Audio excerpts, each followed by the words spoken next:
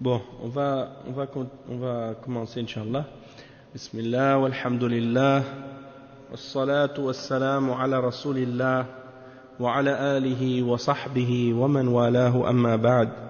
On commence aujourd'hui le cours numéro 59 dans la lecture du tafsir de Surat Al-Imran, le tafsir de Cheikh Salih Al-Fawzan, hafidhahullah ta'ala. Et on était arrivé, si je me souviens bien, on était au verset, le verset 95. Oui, c'est ça, le verset 95, on avait expliqué au dernier cours, قُلْ صَدَقَ اللَّهُ قُلْ صَدَقَ اللَّهُ فَاتَّبِعُوا مِلَّةَ إِبْرَاهِيمَ حَنِيفًا وَمَا كَانَ مِنَ الْمُشْرِكِينَ. Donc ça c'est le verset qu'on était en train d'expliquer au dernier cours. On était en train d'expliquer la signification de Hanifan. Donc par rapport au terme Hanifan, le Cheikh Salih Al-Fawzan hafidhahullah, il dit Hanifan mutajafiyan عن الكفر ومبتعدا عن الكفر والشرك وما كان من المشركين. هذه تبرئة لإبراهيم عليه السلام من الطوائف الثلاث، من اليهودية ومن النصرانية ومن الوثنية، وأن دينه هو دين التوحيد والإخلاص لله عز وجل. فإبراهيم عليه السلام بريء من طوائف الكفر كلها، سواء كانت كتابية أو غير كتابية، لأن إبراهيم عليه السلام كان حنيفا على ملة الإسلام والتوحيد الخالص لله عز وجل. وحج البيت من ملة إبراهيم عليه السلام، ولهذا قال سبحانه وتعالى إن أول بيت وضع للناس للذي ببكة مباركا وهدى للعالمين. Donc le cheikh explique, donc le terme Hanifan, on l'a déjà expliqué, c'est celui qui se détourne complètement du shirk, qui se détourne complètement du kufr et du shirk, et qui s'éloigne du kufr et du shirk, et qui se tourne uniquement vers Allah subhanahu wa ta'ala. C'est ça Al-Hanif. Wa ma kana min al-mushrikin, c'est-à-dire il ne faisait pas partie des mushrikin. Et le cheikh il dit que il y a ici un désaveu de la part d'Ibrahim alayhi salam envers les trois groupes. Et de quels trois groupes il parle ici? Il parle de la religion juive, la religion chrétienne et la religion des idolâtres, c'est-à-dire al-wathaniya, ceux qui adorent les idoles, ceux qui adorent toutes sortes de choses en dehors d'Allah. Donc la religion d'Ibrahim alayhi salam, c'est la religion du tawhid, de l'unicité d'Allah, et de la pureté dans la foi et dans l'adoration pour Allah seul. Et Ibrahim alayhi salam, il est donc innocent et il se désavoue des trois groupes donc de kufr, de tous les trois groupes de kufr, peu importe que ce soit des groupes qui ont reçu un livre ou qui n'ont pas reçu de livre. Donc ça c'est pour le verset 59. On va voir dans Ahkam al-Qur'an, est-ce qu'il a mentionné un tafsir pour ce verset? Oui, dans le tafsir Ahkam al-Qur'an, il mentionne des explications sur ce verset-là. On va lire le tafsir de ce verset. Et qu'est-ce qu'il a mentionné comme règle par rapport à ce verset-là? Subhanallah. Il a mentionné 6 règles par rapport à ce verset. Vous voyez, il est court, mais il y a beaucoup de choses dedans. قُلْ صَدَقَ اللَّهُ فَاتَّبِعُوا مِلَّةَ إِبْرَاهِيمَ حَنِيفًا وَمَا كَانَ مِنَ الْمُشْرِكِينَ. Dit, Allah a dit la vérité. Puis suivez la religion d'Abraham en étant un hanif, c'est-à-dire en vous tournant uniquement vers Allah et en vous détournant de tout ce qui est adoré en dehors de lui, et il n'était pas du nombre des mushrikines. Donc Le Cheikh Al-Fawzan, il explique ce verset dans Min Ahkam al-Qur'an. Il dit لما ذكر الله سبحانه وتعالى قبل هذه الآية أكاذيب اليهود والنصارى وإصرارهم على كفرهم وعنادهم بعدما ناظرهم رسول الله صلى الله عليه وسلم وبين لهم بطلان ما هم عليه ودعاهم إلى الإيمان بالله ورسوله ودعاهم إلى أن يأتوا بالتوراة التي يزعمون أنهم ملتزمون بها ومؤمنون بها فإن فيها بيان صحة ما جاء به صلى الله عليه وسلم وأنه رسول الله صلى الله عليه وسلم إليهم وإلى غيرهم من البشر لما دعاهم إلى أن يأتوا بالتوراة فليتلوها إن كانوا صادقين ليتبين صدقه صلى الله عليه وسلم من كذبهم قال تعالى فمن افترى على الله الكذب من بعد ذلك فأولئك هم الظالمون أي فمن تولى بعد هذا البيان بعد طلب قراءة التوراة ليتبين ما فيها من صدق ما جاء به محمد صلى الله عليه وسلم وكذب ما هم عليه فمن أصر منهم بعد ذلك فأولئك هم الظالمون والظلم وضع الشيء في غير موضعه وأعظم الظلم الكفر بالله سبحانه وتعالى والشرك به قال تعالى إن الشرك لظلم عظيم لأنه وضع للعبادة في غير ما يستحقها في غير من يستحقها وذلك أعظم الظلم وكذلك الكفر والعناد وجحود الحق هذا أعظم الظلم وهو ما عليه اليهود والنصارى أكثر من غيرهم ولهذا قال فأولئك هم الظالمون فحصر الظلم فيهم لأن عندهم أشد الظلم وأقبح الظلم وهو الشرك والكفر بالله عز وجل. Donc ici le cheikh il fait comme un petit retour en arrière par rapport au verset. Il dit, étant donné que dans les versets précédents Allah a mentionné le mensonge des juifs et des chrétiens et leur persistance à vouloir rester sur la mécréance et leur obstination dans cette voie, après que le messager d'Allah sallallahu alayhi wa sallam ait débattu avec eux et leur ait clarifié la fausseté de ce sur quoi ils se tiennent, et après les avoir invités à la foi en Allah et la foi en son messager, et après les avoir appelés à ramener la Torah qu'ils prétendent respecter et en laquelle ils prétendent croire, donc il y a dedans la clarification de la véracité de ce que le messager Muhammad sallallahu alayhi wa sallam a amené, et que c'est le messager d'Allah vers eux et vers tous les autres êtres humains aussi.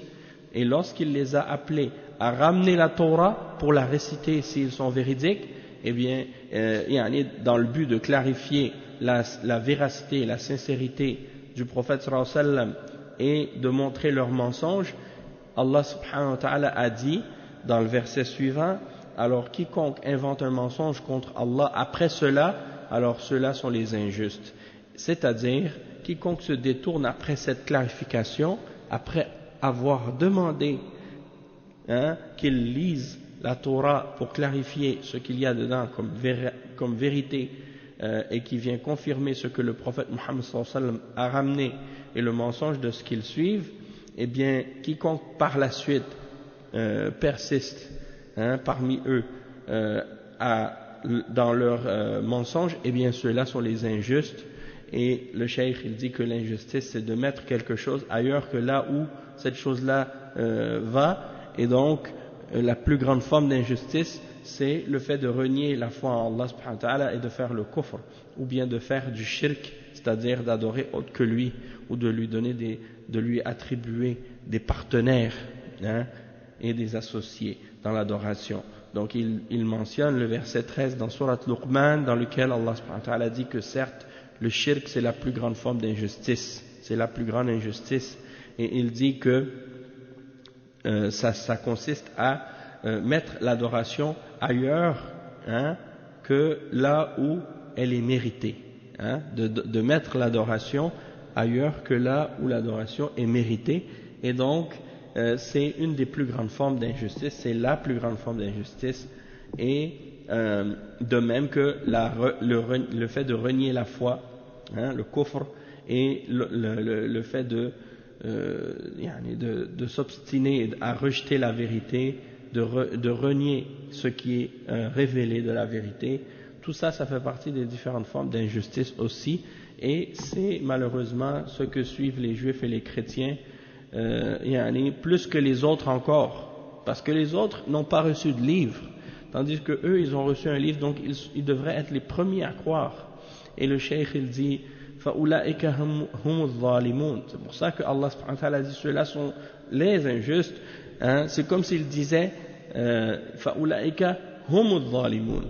Si vous voulez, c'est comme si Allah disait, si vous voulez savoir qui sont les injustes, ce sont eux, hein, en voulant dire que leur injustice est tellement grave que c'est comme s'il n'y avait pas d'injuste en dehors d'eux-mêmes, hein, en dehors de ces gens-là.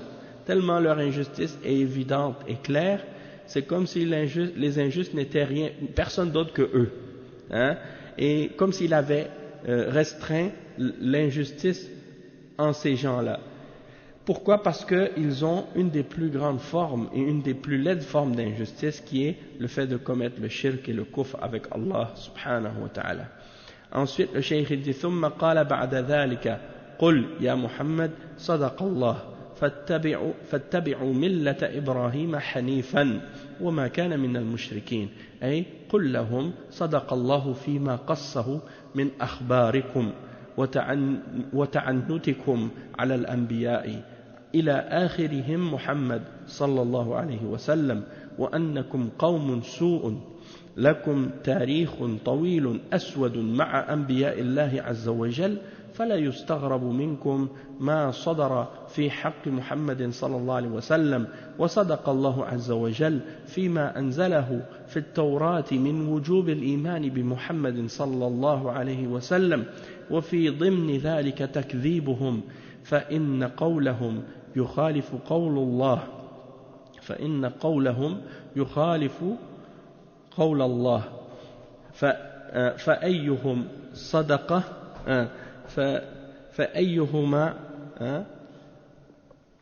فأيهما الصدق وأيهما الحق لا شك أن قول الله هو الصدق.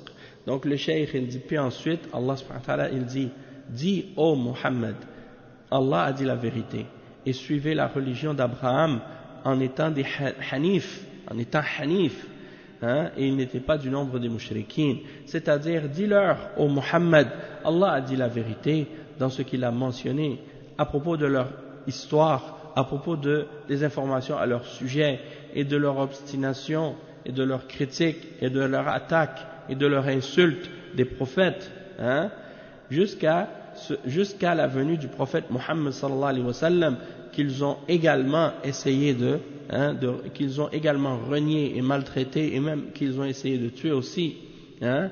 Donc il dit, Allah subhanahu wa ta'ala a dit la vérité à votre sujet et au sujet de votre attitude envers les prophètes, et que vous êtes des gens mauvais et que vous avez une longue histoire sombre et ténébreuse et noire avec les prophètes d'Allah. Alors il n'est pas étonnant de votre part que nous voyons paraître des actes, hein, de ce genre envers le prophète Muhammad sallallahu alayhi wa sallam. Donc Allah a dit la vérité dans ce qu'il a fait descendre dans la Torah, de l'obligation de croire en Muhammad sallallahu alayhi wa sallam, et parmi cela il y a la clarification de votre rejet et de votre déniement, hein, de la vérité, et le fait que votre parole contredit la parole d'Allah, hein. Donc qui devons-nous croire et lequel des deux dit la vérité et lequel des deux est sur la vérité? Il n'y a pas de doute que c'est la parole d'Allah qui est la vérité, hein. Après il dit ثم قال جل وعلا فاتبعوا ملة إبراهيم هذا أمر لهم ودعوة لهم إلى أن يتبعوا ملة إبراهيم التي جاء بها محمد صلى الله عليه وسلم وهم يزعمون أنهم على دين إبراهيم فإذا كانوا كذلك فليتبعوا محمدا صلى الله عليه وسلم فإنه إنما يدعوهم إلى ملة إبراهيم التي يزعمون أنهم ملتزمون بها فإذا لم يؤمنوا بمحمد صلى الله عليه وسلم فليسوا على ملة إبراهيم. Donc le cheikh il dit, puis ensuite Allah Azza wa Jal il dit, alors suivez la religion d'Abraham. Et ça c'est un ordre pour les juifs et pour les chrétiens aussi, c'est-à-dire une invitation pour eux de suivre la religion d'Abraham avec laquelle le prophète Mohammed sallallahu alayhi wa sallam est venu. Et eux, ils prétendent être sur la religion d'Abraham. Donc, s'ils sont réellement sur la religion d'Abraham, ils devraient suivre le prophète Mohammed sallallahu alayhi wa sallam, parce qu'il les invite à suivre la religion d'Abraham qu'ils prétendent suivre. Et donc, s'ils refusent de croire en Mohammed sallallahu alayhi wa sallam, eh bien, ça c'est la preuve qu'ils ne sont pas réellement sur la religion d'Abraham. Puis ensuite, il dit, ثم قال حنيفا والحنيف هو مأخوذ من الحنف وهو الميل والمراد بذلك أن إبراهيم عليه السلام كان مقبلا على الله معرضا عما سواه وحنيفا منصوب على الحال كما هو معلوم والدين الحنيف هو دين إبراهيم والملة الحنيفية هي ملة إبراهيم عليه الصلاة والسلام وهذا النبي هو أولى الناس بإبراهيم كما قال تعالى إن أولى الناس بإبراهيم للذين اتبعوه وهذا النبي والذين آمنوا والله ولي المؤمنين فأولى الناس بإبراهيم الذين اتبعوه وهذا النبي وهو محمد صلى الله عليه وسلم والذين آمنوا من كل جيل بعد إبراهيم الذين آمنوا هم على ملة إبراهيم أما الذين كفروا والمشركون فإنهم ليسوا على ملته وإن كانوا ينتسبون إليه كاليهود والنصارى. Donc le cheikh il explique ensuite que le mot hanif, ici il est mentionné mansoub, mansoub hanifan. Donc il explique que le mot al-hanif ça signifie, ou bien c'est tiré du mot al-hanaf. Et qu'est-ce que ça veut dire al-hanaf? Ça veut dire al-mail. Vous savez qu'est-ce que ça veut dire al-mail? C'est ça qui arrive quand on explique un mot par un synonyme et qu'on ne connaît pas le synonyme. Des fois c'est ça, des fois tu lis dans un dictionnaire la définition d'un mot. Et puis ils te disent, ils te définissent le mot par un mot que tu ne connais pas. Alors c'est comme si en réalité cette définition-là t'aide pas du tout parce que elle te clarifie pas ce que tu n'as pas compris ou ce que tu ne sais pas, parce qu'elle remplace un mot que tu connais pas par un autre mot que tu connais pas non plus. Donc qu'est-ce que c'est al-hanif? Ça vient de al-hanaf. Et qu'est-ce que c'est al-hanaf? Ça vient de al-mail, ou bien ça veut dire al-mail. Et qu'est-ce que ça veut dire al-mail? Ça veut dire d'avoir un penchant ou de pencher. Quand on penche sur un côté, de pencher sur un côté, al-mail. Yamilu, mala, yamilu. C'est le verbe qui veut dire de pencher vers quelque chose. Et c'est ça ce qu'on veut dire ici. Le cheikh il dit à propos de Ibrahim alayhi salam, c'est-à-dire que c'est quelqu'un qui penche vers Allah seulement. Son penchant c'est vers l'unicité d'Allah, vers le tawhid. Et il penche dans le sens contraire de l'idolâtrie.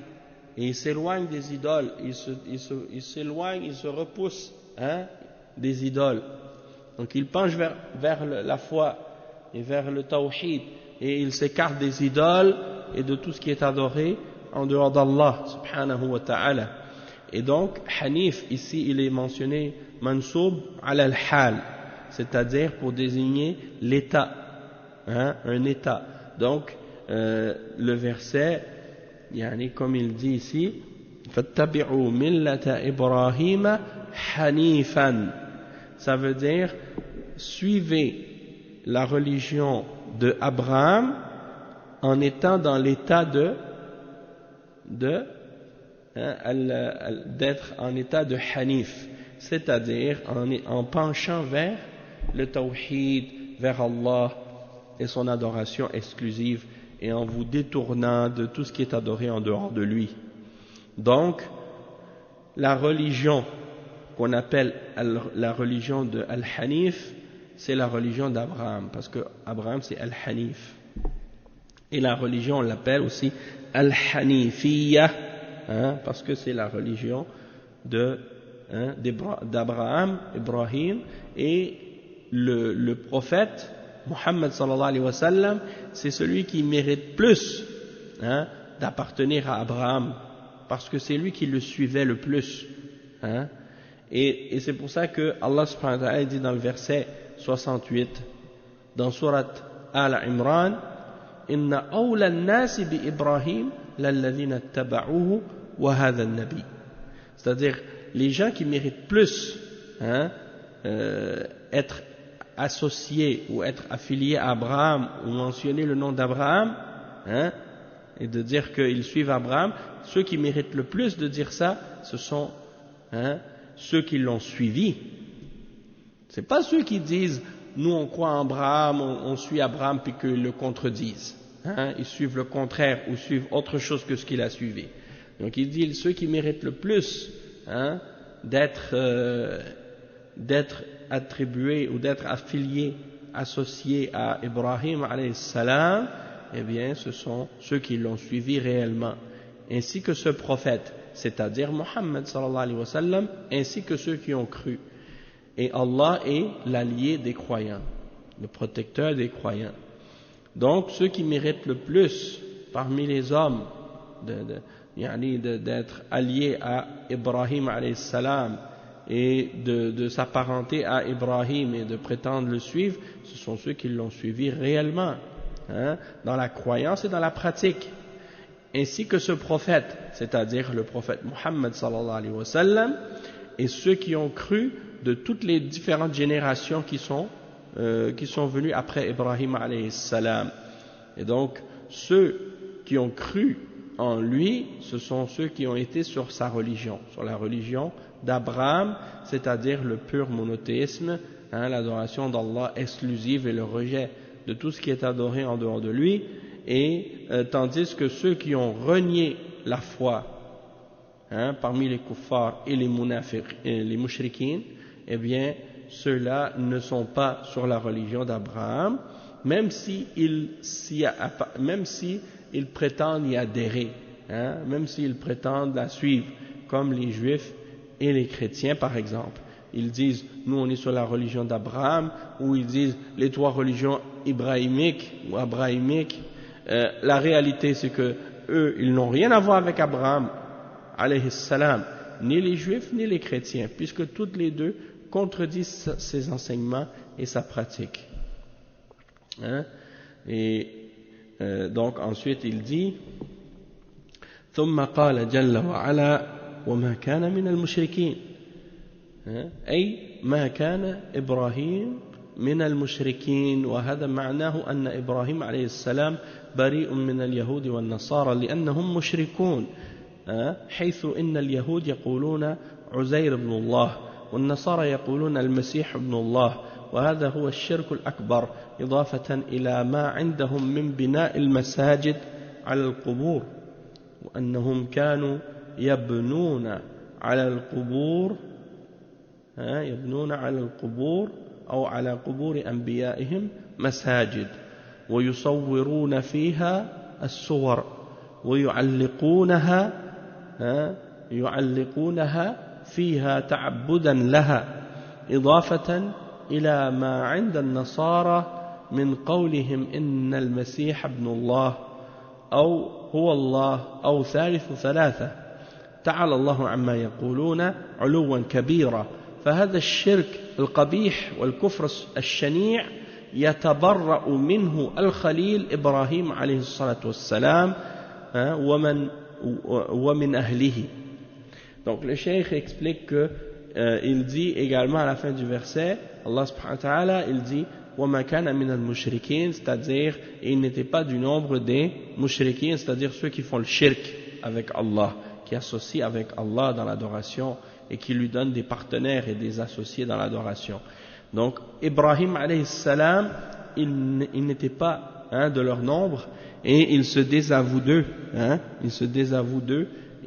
C'est comme si lorsque tu dis à quelqu'un, moi j'ai rien à voir avec toi, j'ai rien à faire avec toi, je suis pas avec toi du tout, c'est ça que ça signifie وَمَا كَانَ مِنَ الْمُشْرِكِينَ, c'est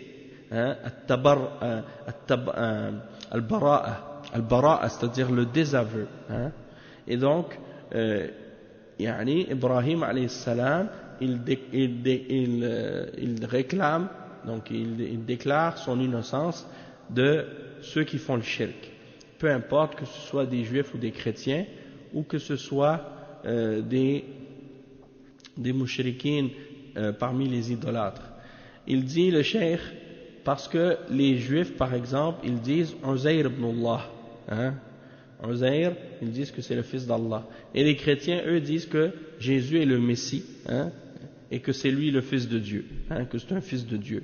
Donc celui qui croit que Allah il a un fils, il est kafir, et ça c'est une forme de shirk majeur, et le cheikh il dit en plus de ça, ils construisent sur les tombes des lieux de culte et des mosquées et des temples, et des mausolées dans lesquels ils offrent des prières pour les morts et des choses de ce genre, et donc ils construisent sur les tombes de leurs prophètes des lieux de culte, des cathédrales, des églises, des temples, des synagogues, des trucs de ce genre, des mausolées, et ils font à l'intérieur, surtout les chrétiens, ils dessinent à l'intérieur des dessins, des images de leurs prophètes, ou des gens qu'ils adorent, Jésus, Marie, les saints et tout ça.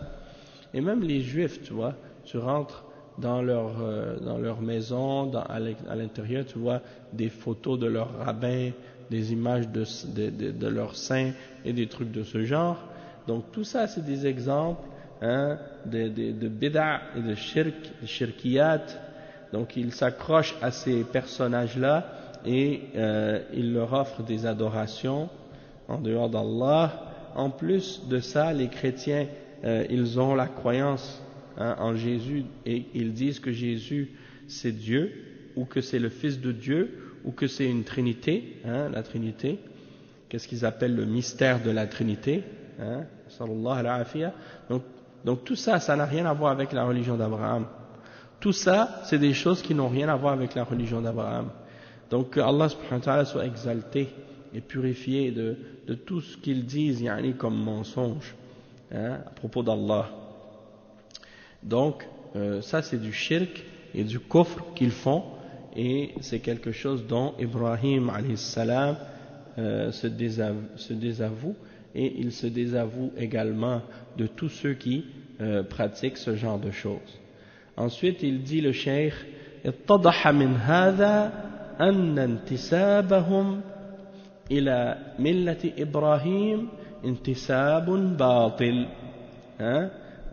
واتضح أن إبراهيم عليه السلام بريء منهم ومن دينهم كل البراءة، فإن ملة إبراهيم هي عبادة الله وحده لا شريك له والبراءة من المشركين، فمن كان على ملة إبراهيم فإنه يلتزم بها فيخلص العبادة لله عز وجل ويتبرأ من عبادة ما سواه، ويتبرأ من المشركين واليهود والنصارى ليسوا كذلك، دينهم الشرك والغلو في الأنبياء والأولياء والصالحين، ولا يتبرؤون من أهل الشرك.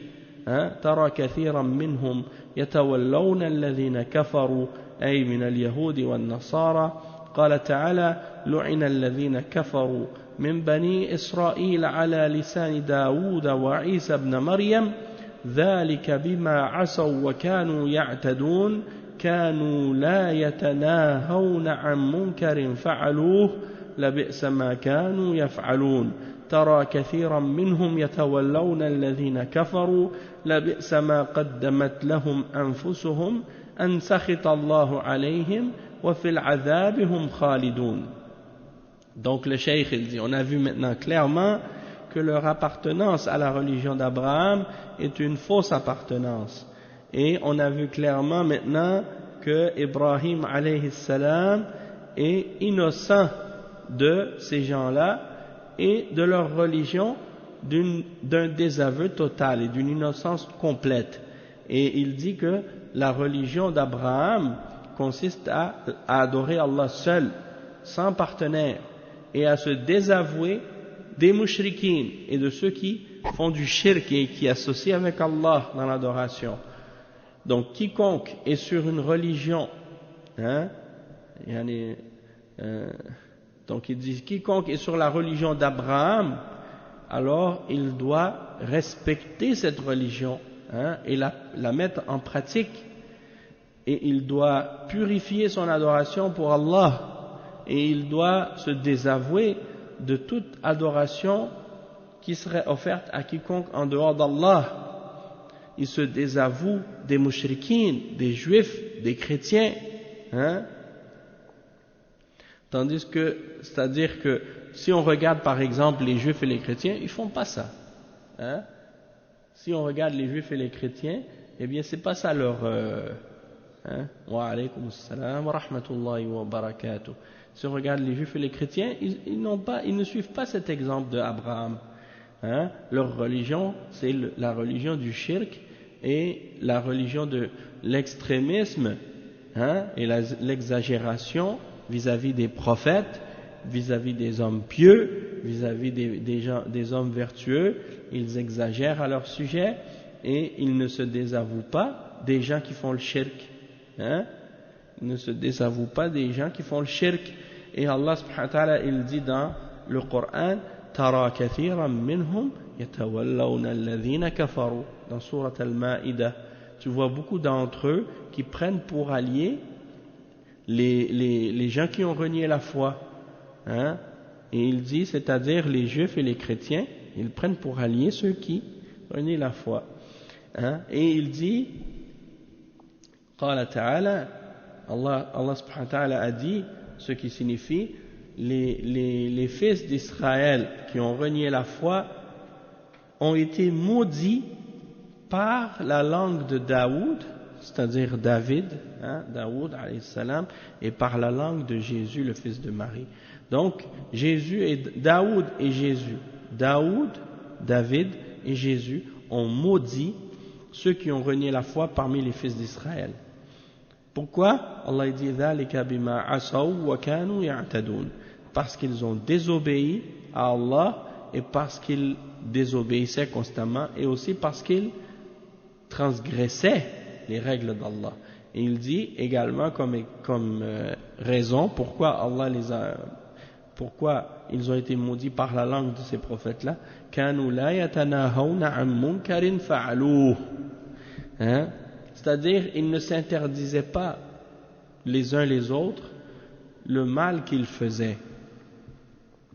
C'est-à-dire qu'ils acceptaient les uns les autres quand ils faisaient du mal. Et il dit, لَبِئْسَ مَا كَانُوا يَفْعَلُونَ, comme est mauvais ce qu'ils faisaient. تَرَى كَثِيرًا مِّنْهُمْ يَتَوَلَّوْنَ الَّذِينَ كَفَرُوا. C'est ici que Allah subhanahu wa ta'ala il dit, donc tu vois beaucoup d'entre eux qui prennent pour alliés et qui donnent leur support à ceux qui ont renié la foi. Comme est mauvais ce qu'ils ont préparé pour eux-mêmes et pour leur âme, et qui fera en sorte ou qui aura comme conséquence que Allah s'est mis en colère contre eux et qu'ils demeureront éternellement dans le châtiment.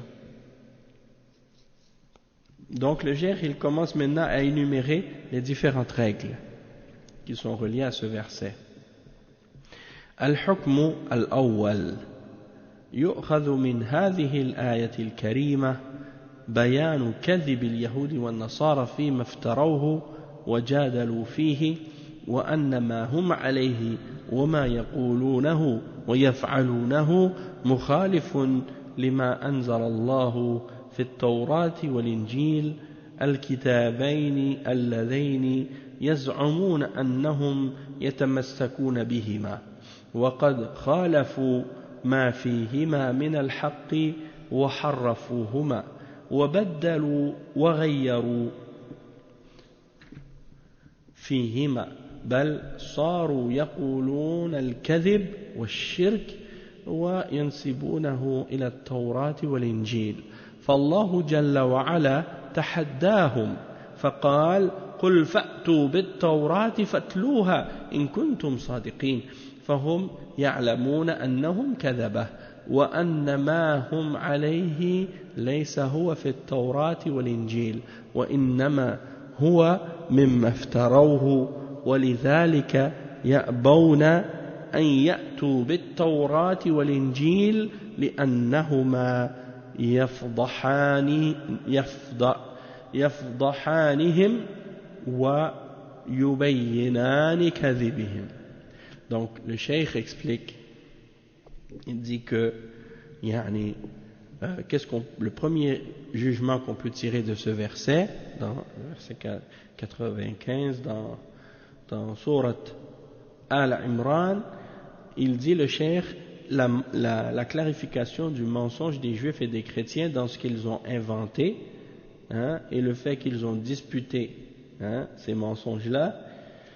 Ils ont essayé de débattre et d'argumenter leurs points et de supporter ce qu'ils suivent dans ce qu'ils disent et dans ce qu'ils pratiquent, dans ce qu'ils font, qui est en contradiction avec ce que Allah a révélé, même dans la Torah et dans l'Injil, qui sont les deux livres qu'ils prétendent suivre, et les deux livres auxquels ils prétendent s'accrocher. Alors ils ont contredit, ils ont certes contredit ce qu'il y a dans ces livres-là de la vérité, et ils l'ont falsifié, ils l'ont déformé, et ils ont changé ce qu'il y avait dedans. Subhanallah.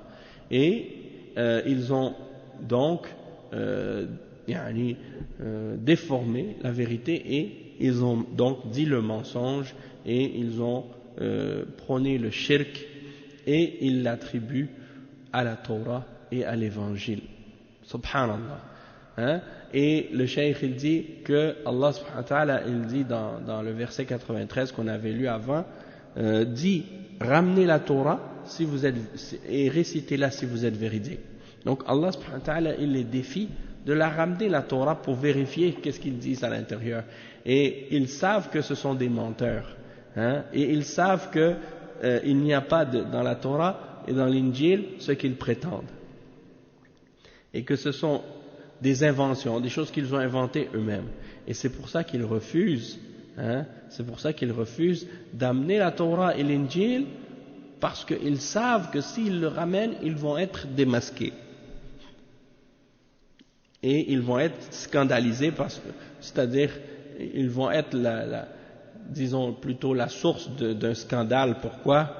Parce que la honte va être sur eux du fait qu'ils ont déformé et menti. Donc, dans la Torah et dans l'Injil, il y a la clarification de leurs mensonges. Le deuxième point qu'on peut tirer par rapport à ce verset, le cheikh il dit الحكم الثاني يؤخذ من الآية أن كل ما خالف ما أنزل الله في كتبه فهو كذب وباطل من الأقوال والاعتقادات ومن الأعمال فكل ما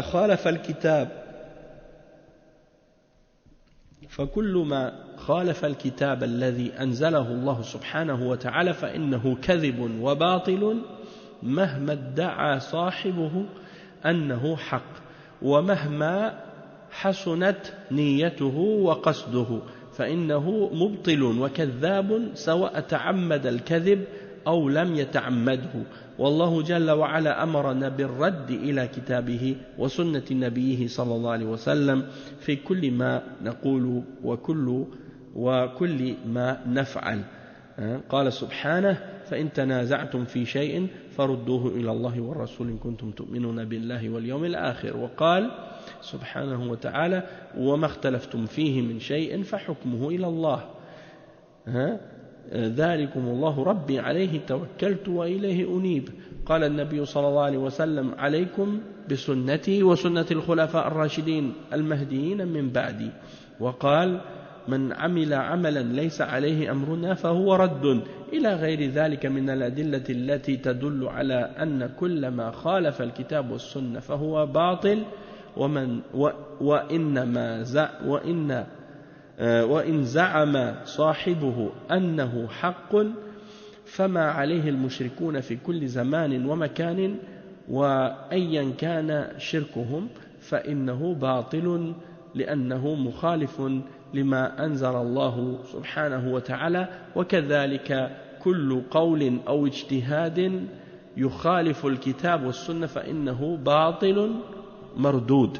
Donc le cheikh il dit le deuxième jugement qu'on peut tirer de ce verset, c'est que tout ce qui contredit ce qui est dans le Coran, tout ce qui contredit ce que Allah a révélé dans son livre, alors c'est un mensonge. C'est un mensonge parmi les paroles et parmi les croyances et parmi les actions. Donc tout ce qui contredit le Coran, tout ce qui contredit le Coran que Allah a, le livre que Allah a fait révéler, alors c'est un mensonge et c'est faux. Peu importe ce que la personne en question peut prétendre que c'est vrai.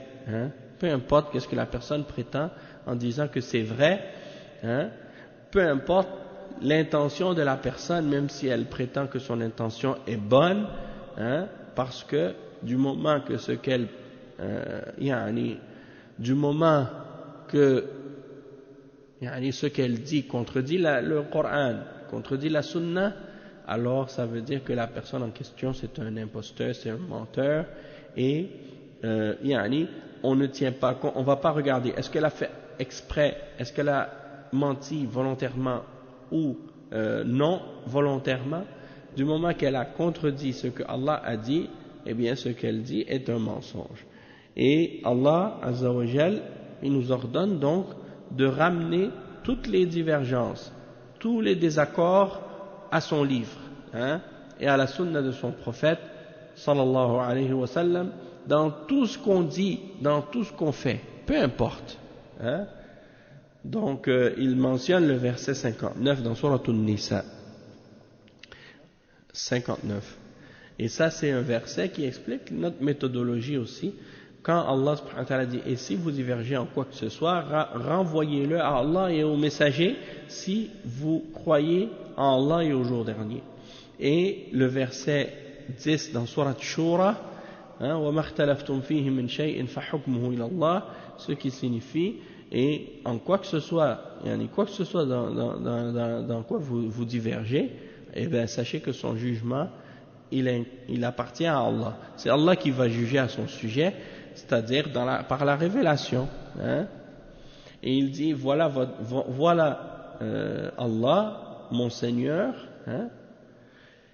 Donc voilà Allah subhanahu wa ta'ala, mon Seigneur, c'est sur lui que je mets ma confiance et c'est vers lui que je retourne repentant. Et le prophète sallallahu alayhi wa sallam disait aussi dans le hadith qui est rapporté par Al-Bukhari et Muslim, et cette narration, je pense que ça c'est la narration de Muslim, qui dit toute personne qui fait une action qui n'est pas de notre religion, alors cette action sera rejetée. Et il dit, et il y a bien d'autres preuves à ce sujet-là qui indiquent que tout ce qui contredit le Coran et la Sunna, c'est faux. Peu importe, même si c'est une étude, scientifique, soi-disant scientifique. Parce que vous savez que des fois, des chercheurs, ils font des études. Et puis ils vont ramener des éléments, ils vont dire on a fait telle étude, et puis dans cette étude on a la preuve que par exemple telle ou telle chose c'est vrai. Et quand on regarde, ils disent ah mais ça c'est contraire à qu'est-ce qui est dans le Coran, donc ils vont affirmer qu'est-ce qui contredit le Coran. Eh bien, il faut être convaincu et certain que si ça contredit le Coran et la Sunna, qu'il y a une erreur dans leur recherche et qu'il y a une faute dans leur recherche. Hein? C'est pas possible, par exemple, que quelqu'un il fait une recherche puis qu'il ramène quelque chose qui prouve le contraire de ce que Allah a révélé. Hein? Ça voudrait dire que en réalité c'est eux qui ont fait une erreur. C'est comme quelqu'un qui dit on a fait une étude psychologique, on a fait une étude comme ci ou comme ça, puis c'est la preuve que par exemple le voile c'est pas bon pour la femme. Ou bien ils vont dire par exemple on a fait une étude, on a fait une recherche et puis par exemple l'interdiction de l'alcool c'est pas bon, il faut boire de l'alcool, c'est bon pour la santé. Donc des exemples de choses comme ça des fois tu entends, hein?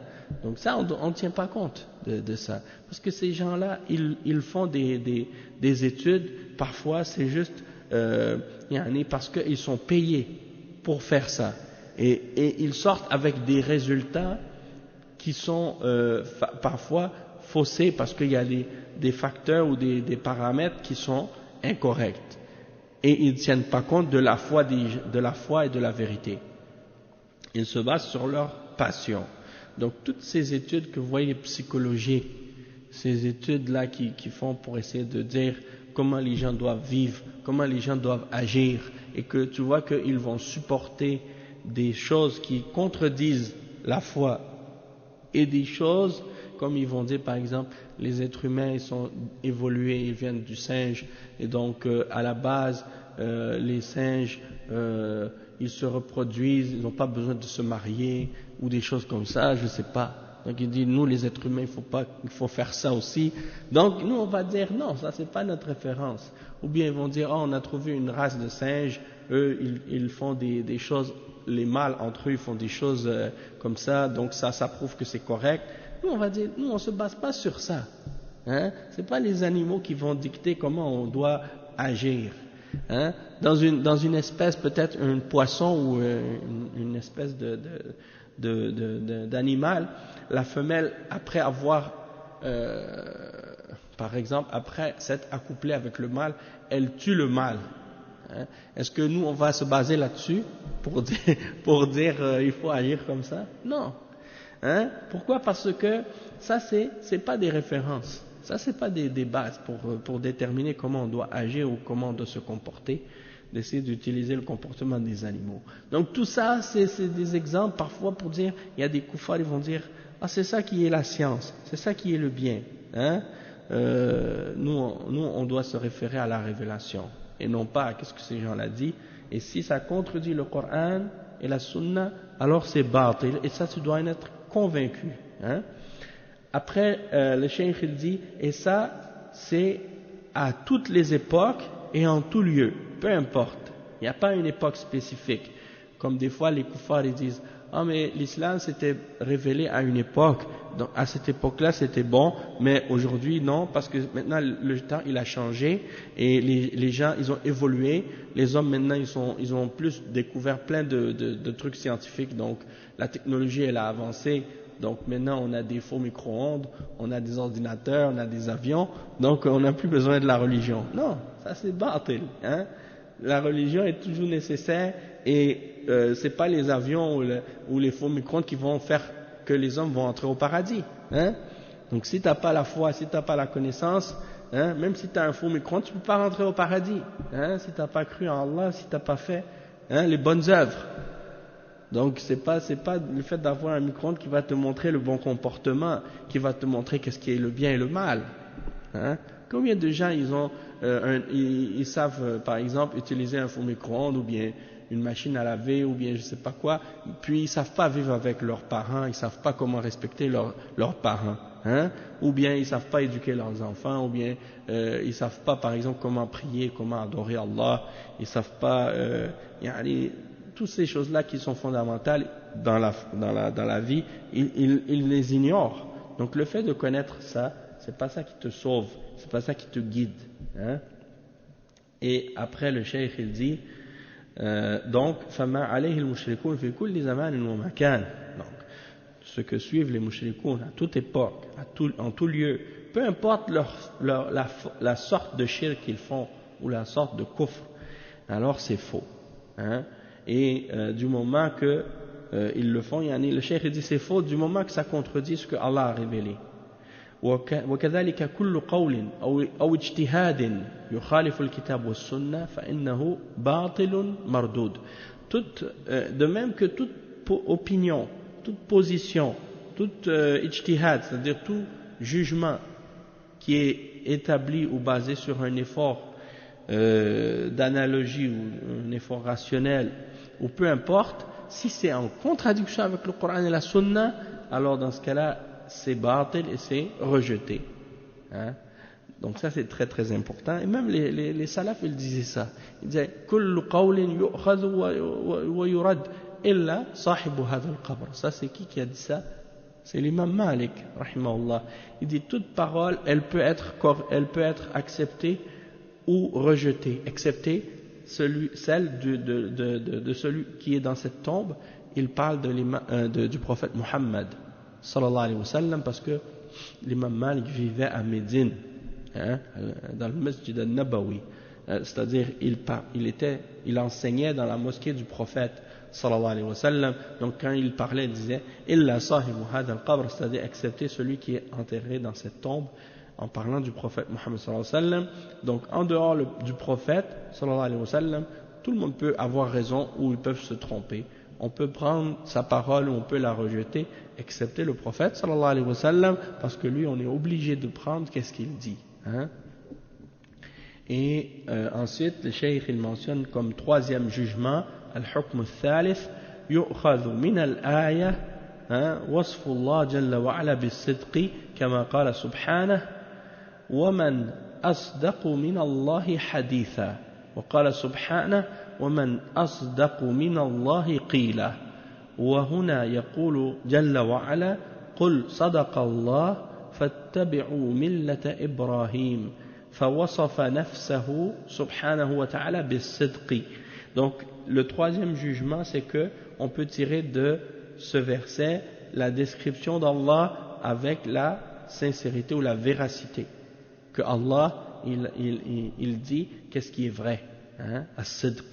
Et le verset 87 dans Surat An-Nisa, dans lequel Allah subhanahu wa ta'ala dit et qui est plus véridique en parole que Allah, hein, وَمَنْ أَصْدَقُ مِنَ اللَّهِ حَدِيثًا.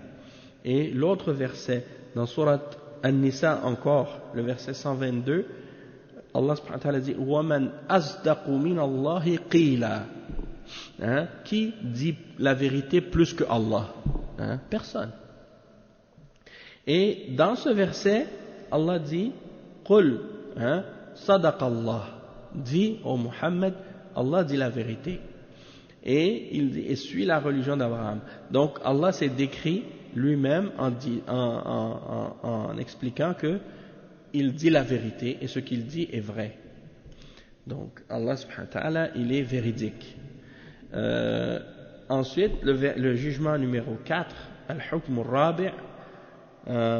وفي الآية مشروعية إطلاق هذه الكلمة عليه سبحانه وتعالى وعلى كلامه فيقال صدق الله ويقال صدق القرآن الكريم وإذا اتضح ما يخالفه من الباطل فإنه يرد على قائله ويكذب ويقال صدق الله ورسوله.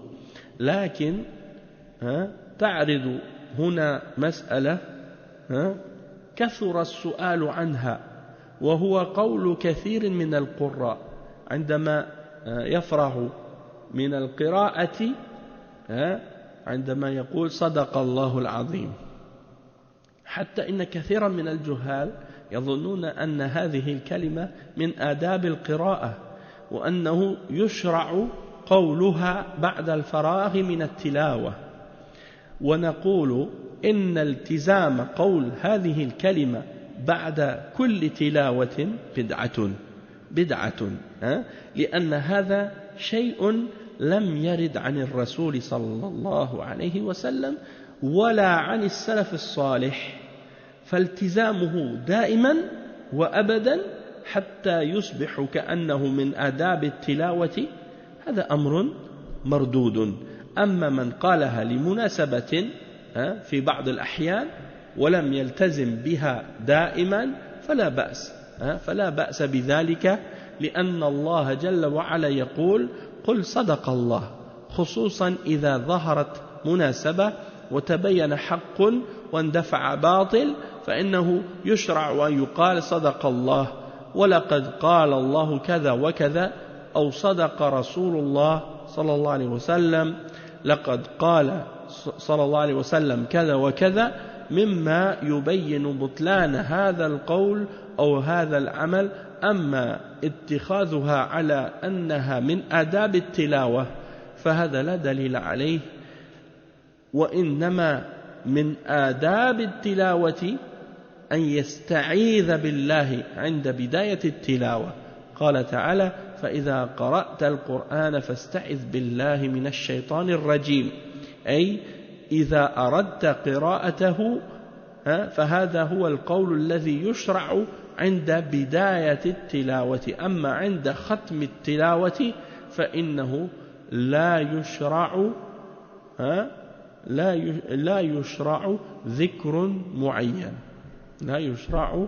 ذكر معين donc ici le cheikh explique un point important le quatrième jugement c'est sur le fait que il est légiféré de dire que Allah subhanahu wa ta'ala dit la vérité de dire sadaqallah ou de dire sadaqa al-Qur'an le Coran a dit vrai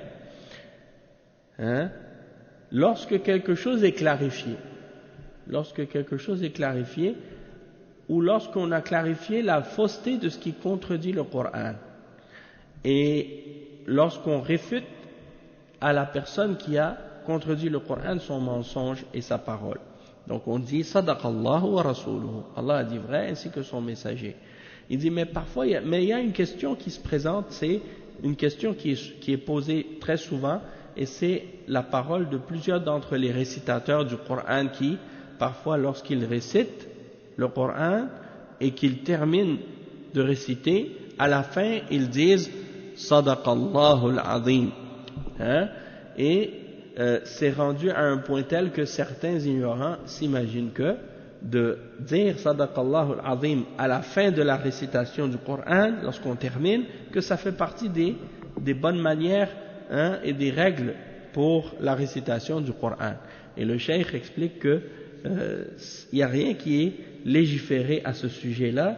et il n'y a rien qui nous indique dans le Coran ou dans la Sunna que lorsqu'on termine de le lire qu'il faut dire sadaqallah al-azim il dit que le fait même de dire cette parole après chaque récitation c'est une innovation une bid'a parce que cela n'a pas été rapporté de la part du messager sallallahu alayhi wa sallam ni de la part des salaf salih c'est-à-dire des sahaba et de ceux qui les ont suivis si c'était quelque chose qui faisait partie de la sunna le prophète sallallahu alayhi wa sallam l'aurait fait il l'aurait dit à chaque fois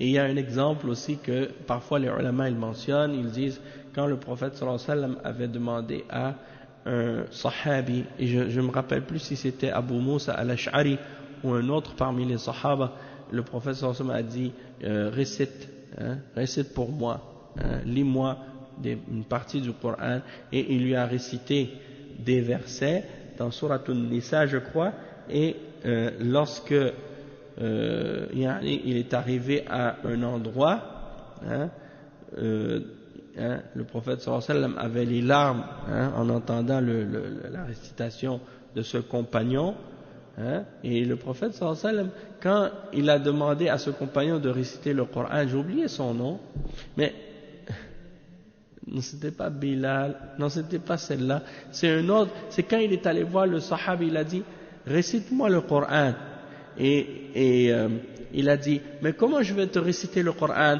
alors que c'est sur toi qu'il a été révélé? Il a dit, j'aime l'entendre de quelqu'un d'autre. Et il a dit, récite-moi le Coran parce que Allah, il aime ta voix, ou je ne sais pas s'il a dit, il aime ta voix ou il aime ta récitation. Et le sahab, il a dit au prophète, est-ce que Allah subhanahu wa ta'ala m'a mentionné avec mon nom, par mon nom? Et il a dit oui. Alors là, à ce moment-là, il a pleuré, le sahabi. Et je me rappelle plus c'était qui, mais c'est un exemple qui est arrivé, qui est connu dans la sunna. Et lorsqu'il a terminé, qu'est-ce que le prophète sallallahu alayhi wa sallam lui a dit? À la fin, il a dit hasbuk. Il a dit hasbuk à la fin, quand c'était le temps de s'arrêter. Wa alaykum salam wa rahmatullahi wa barakatuh. Il a dit hasbuk, ça te suffit. Il n'a pas dit sadaqallahu al-azim, il n'a pas dit autre parole de ce genre. Il a seulement dit hasbuk. Donc, il n'y a pas de mention de cette formule que les récitateurs, en particulier les Égyptiens, ont rendu populaire et célèbre avec leurs enregistrements. C'est pour ça que tout le monde maintenant dans le monde, il répète Sadaqallahu al-Azim à la fin de la récitation, parce que c'est eux qui ont popularisé cette pratique, mais il n'y a aucune justification ou référence à ce sujet-là dans la sunna. Le cheikh il dit donc de le dire et de le répéter à chaque fois, et de le dire tout le temps, Sadaqallahu al-Azim, jusqu'à ce que les gens pensent que ça fait partie des manières ou des règles à respecter ou des étiquettes reliées à la récitation. Alors ça c'est une chose à rejeter. Et il dit, tandis que si quelqu'un le dit dans une occasion spécifique et particulière, dans certains cas ou dans certains moments, alors là, si c'est pas toujours, alors il n'y a pas de mal de le dire de temps en temps. Il n'y a pas de mal de le dire une fois de temps en temps comme ça. Allah subhanahu wa ta'ala, il dit Qul sadaqallah, en particulier lorsque c'est une occasion où on voit clairement que la vérité a été clarifiée à propos de quelque chose et qu'une fausseté a été repoussée, ou bien quelque chose qui se produit, qui vient confirmer la véracité de quelque chose que Allah a dit, ou qui vient montrer la fausseté de quelque chose que Allah subhanahu wa ta'ala a clarifié. Alors tu dis Sadaqallah al-Azim, parce que c'est quelque chose qui s'est produit ou qui s'est concrétisé. Tu dis Sadaqallah, ou bien le prophète sallallahu alayhi wa sallam, il a dit quelque chose, par exemple parmi les choses qu'il a annoncées qui vont se produire dans l'avenir, et tu vois un exemple de qu'est-ce que le prophète sallallahu alayhi wa sallam avait annoncé, tu dis Sadaqallah, tu dis Sadaqa Rasulullah, le messager d'Allah a dit vrai. Donc c'est comme l'exemple des fois quand le prophète sallallahu alayhi wa sallam a dit il va avoir des choses des gens qui vont faire telle chose, ou des gens qui vont faire telle chose, puis toi tu sors dehors, tu vois des gens qui font la chose exactement comme le prophète sallallahu alayhi wa sallam avait dit que des gens allaient faire ça. Tu dis Sadaqa Rasulullah, le messager d'Allah a dit vrai.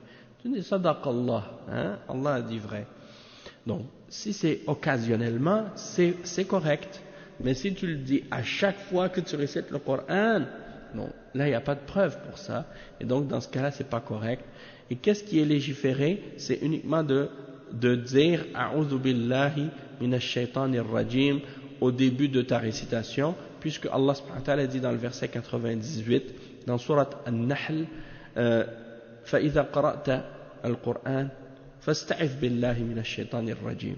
Lorsque tu récites le Coran, cherche refuge en Allah contre le diable, qui est Shaitan al-Rajim. Donc ici, ça veut dire si tu veux réciter le Coran, alors tu dis cette parole, ça c'est légiféré. Mais à la fin de la récitation, il n'y a rien qui est légiféré à ce sujet-là. Al-Hukm al-Khamis يؤخذ من هذه الآية أن ملة إبراهيم عليه السلام هي التوحيد وإخلاص العبادة لله عز وجل، فإن إبراهيم عليه السلام يقول إني وجهت وجهي للذي فطر السماوات والأرض حنيفا وما أنا من المشركين. هذه هي ملة إبراهيم عليه السلام، توجيه الوجه وإخلاص العبادة لله عز وجل، وكذلك من ملته ودينه البراءة من المشركين ومعاداتهم.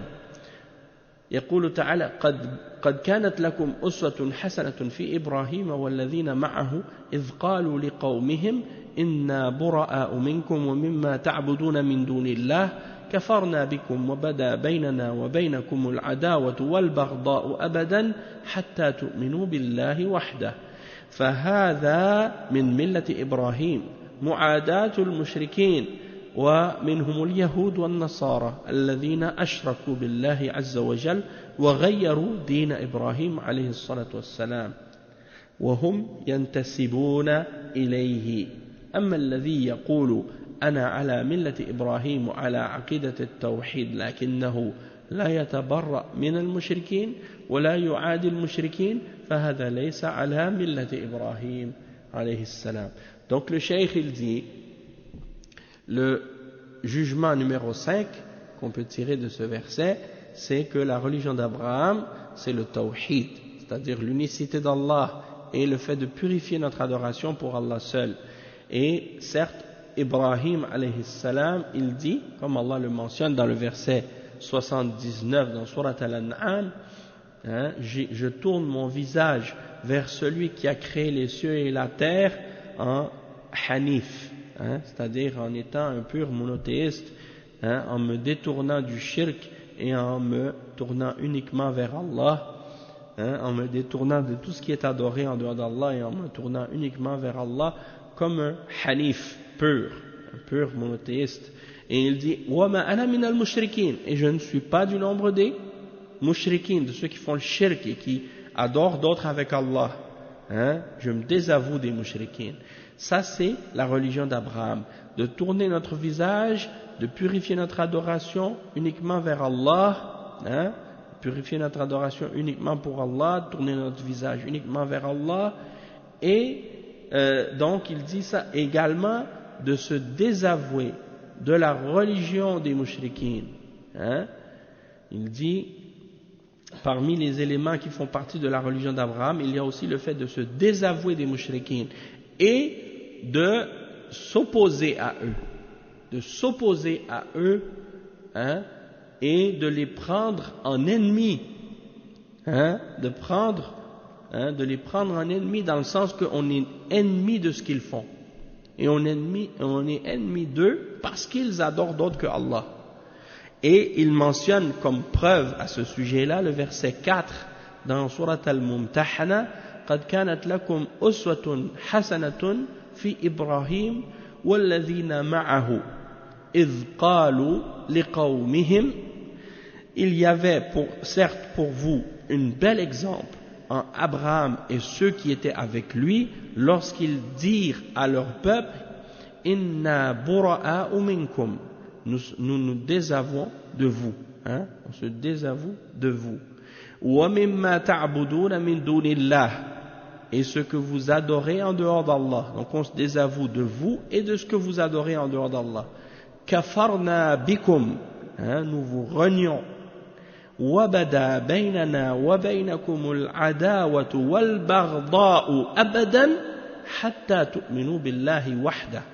Et entre vous et nous, une animosité et une haine est apparue, pour toujours, c'est-à-dire jusqu'à ce que vous ayez cru en Allah seul. Jusqu'à ce que vous ayez cru en Allah seul. Parce que si vous acceptez l'unicité d'Allah et que vous acceptez de croire en Allah seul et de ne pas adorer rien d'autre que lui, alors cette animosité et cette haine, elle cesse automatiquement, et on devient des frères. Dans la même sourate Surat Al-Mumtahana, quelques versets plus loin, Allah subhanahu wa ta'ala, qu'est-ce qu'il dit?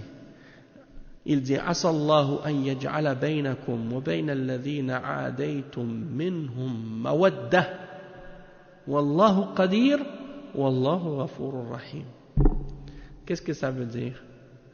Ça veut dire, Allah subhanahu wa ta'ala, il peut faire venir entre vous et ceux d'entre eux que vous avez pris comme ennemis et ceux contre qui vous avez eu de l'animosité contre eux, parmi eux, de l'amour. Il peut mettre de l'amour entre vous. C'est-à-dire, s'ils acceptent l'islam, lorsqu'ils deviennent musulmans, cette haine et cette animosité, Allah il la remplace par de l'amour, parce qu'on devient des croyants. Et ça il y a beaucoup de versets dans le Coran à ce sujet-là, comme par exemple dans surat par exemple Al-Imran, Allah subhanahu wa ta'ala il dit واذكروا إذ كنتم أعداء فألف بين قلوبكم فأصبحتم بنعمته إخوانا. Souvenez-vous que vous étiez des ennemis. Allah a amené le rapprochement entre vos cœurs, il a réuni vos cœurs et vous êtes devenus des frères par sa grâce. Alors qu'avant l'islam, ils se détestaient, ils se combattaient toujours. Al-Aws ou Al-Khazraj. Et ce verset-là était révélé à propos de Al-Aws ou Al-Khazraj, qui se battaient tout le temps et qui se combattaient tout le temps. Et que Allah a réuni sur la foi à cause du tawhid, à cause de leur unicité en Allah, leur foi en Allah, l'acceptation de l'islam. Donc, cette iman, cette foi, c'est ce qu'elle fait. Tu vois, par exemple, il y a beaucoup de peuples sur la terre, par exemple, ils ont des animosités entre eux. Et c'est des fois des animosités anciennes et historiques. Wa alaykum salam wa rahmatullah. C'est-à-dire qu'il y a du vécu là, dans cette animosité, c'est ancien. Et tu vois que malgré ça, du moment qu'ils deviennent musulmans, ils oublient tout ce qu'il y a eu comme problème et comme conflit entre eux, ils deviennent comme des frères. Pourquoi? À cause de l'iman billah. Et combien de gens à l'époque du prophète sallallahu alayhi wa sallam qui ont fait beaucoup de problèmes à l'islam et aux musulmans et qui ont fait beaucoup de tort au prophète sallallahu alayhi wa sallam et aux croyants au début de l'islam, puis que par la suite Allah les a guidés à l'islam, il a ouvert leur cœur à la foi et ils sont devenus un de nos frères. Et aujourd'hui on fait des doigts pour eux.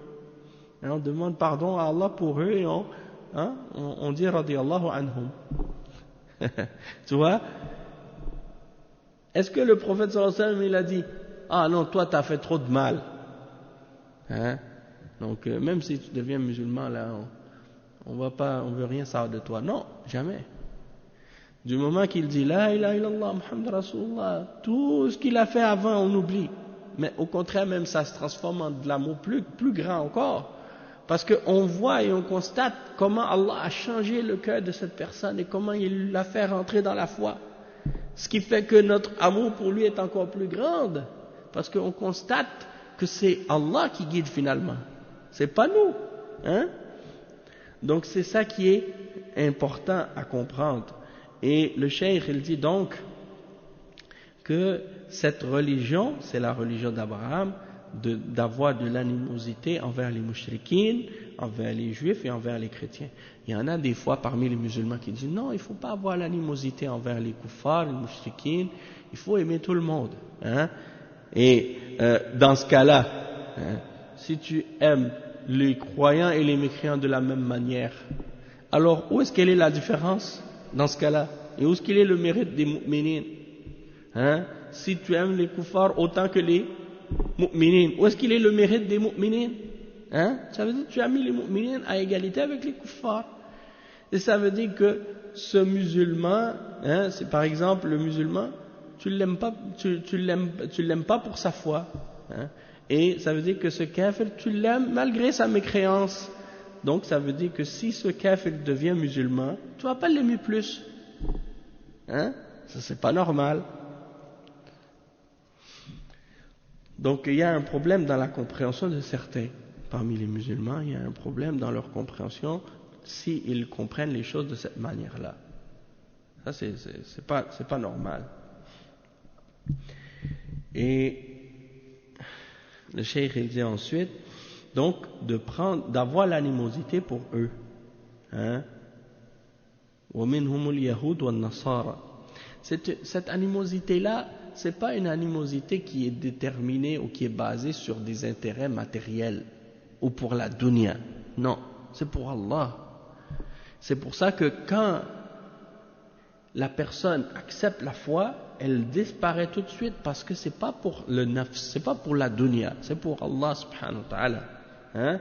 C'est une animosité basée sur la foi, basée sur l'iman. C'est relié à la foi. Donc c'est pas quelque chose qui est basé sur des intérêts ou sur de la dunya. Mais malheureusement, des fois, il y a des gens parmi les musulmans, ils comprennent pas ça. Il y a certains, par exemple, qui disent nous, on n'a pas de problème. Notre problème avec les Juifs seulement, c'est que ils ont pris notre terre. Ils ont pris la Palestine. Mais s'ils nous rendent la Palestine, on va être avec eux. On va être des frères avec eux. Et ils vont être même des citoyens chez nous, dans le sens que parce que il y a beaucoup de musulmans, ils connaissent pas l'islam ou ils comprennent pas l'islam comme il faut. Hein. Donc si tu leur demandes, c'est quoi la différence dans ce cas-là? Si vous dites que vous avez rien contre les juifs, juste la terre. S'il y a des juifs par exemple qui vivaient là-bas, en Palestine, avant, et qu'ils ont vécu là-bas depuis des siècles, supposons. C'était des juifs qui étaient là depuis avant. Et que maintenant, ils vous disent, ok, on vous donne la terre. On vous donne la Palestine. D'accord, là maintenant les musulmans vont prendre la Palestine. Si ces gens-là, selon leur mentalité, parce que beaucoup de ces Palestiniens ou de ces Arabes qui sont soi-disant ouverts, comme on dit, qui sont laïcs ou bien démocrates, eux ils disent, nous on veut juste avoir la terre. Après, qu'est-ce que vous allez faire quand vous allez avoir la terre? Ils disent, on va faire un pays démocratique. Et les juifs vont être des citoyens dedans, ils vont avoir les mêmes droits que les musulmans, puis on va leur donner l'égalité, les élections, tout ça. Donc si tu leur demandes, ok, dans ce cas-là, est-ce que par la suite il y a un juif qui va pouvoir se présenter, et si il se présente, est-ce que les musulmans pourront voter pour lui? Et si on vote pour lui, est-ce que par la suite il va pouvoir être le président des musulmans? Hein? Donc c'est pour ça que tu vois que ce discours-là, il est contradictoire en réalité. Et les ulama, ils disent pas ça. Les ulama, ils disent pas ça. On ne déteste pas les juifs juste pour une question de terre. Parce que cette question-là, elle n'existait pas à l'époque du prophète Mohammed sallallahu alayhi wa sallam. Alaykoum salam wa rahmatullah. À l'époque du prophète sallallahu alayhi wa sallam, les juifs n'avaient pas pris la Palestine, c'était les Romains qui étaient en Palestine. C'était les Romains qui étaient en Palestine à cette époque-là. Et même à l'époque de Isa, les Romains qui étaient en Palestine. Donc, le fait que, par exemple, tel ou tel peuple ait pris une partie des terres des musulmans, c'est pas ça qui fait que tu dois avoir l'animosité pour eux. La vraie raison pourquoi tu dois avoir l'animosité pour eux, c'est parce qu'ils ont fait le kufr, parce qu'ils ont renié la vérité, parce qu'ils ont refusé de croire au Coran, parce qu'ils refusent de croire au prophète Mohammed sallallahu alayhi wa sallam. C'est ça la source de l'animosité. Et le prophète sallallahu alayhi wa sallam, à son époque, durant son vivant, il a fait des ententes de paix avec les juifs, malgré que c'était des kuffars. Mais quand ils ont brisé l'entente de paix, il les a combattus.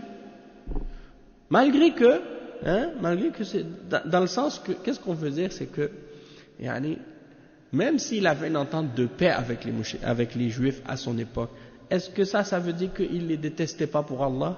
Non, même avec l'entente de paix, il est détesté pour Allah, parce qu'on doit détester celui qui est kafir. Mais le fait que tu détestes quelqu'un, ça ne doit pas t'amener à être injuste envers lui. C'est ça que ça veut dire. Allah subhanahu wa ta'ala, il dit وَلَا يَجْرِمَنَّكُمْ شَنَآنُ قَوْمٍ عَلَىٰ أَنْ لَا تَعْدِلُوا اعْدِلُوا هُوَ أَقْرَبُ لِلتَّقْوَى.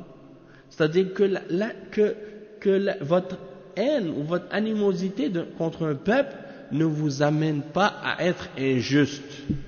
Hein? Même si vous les détestez parce que ce sont des kuffars, ça c'est normal, mais ça ne doit pas vous amener à être injuste. C'est tout.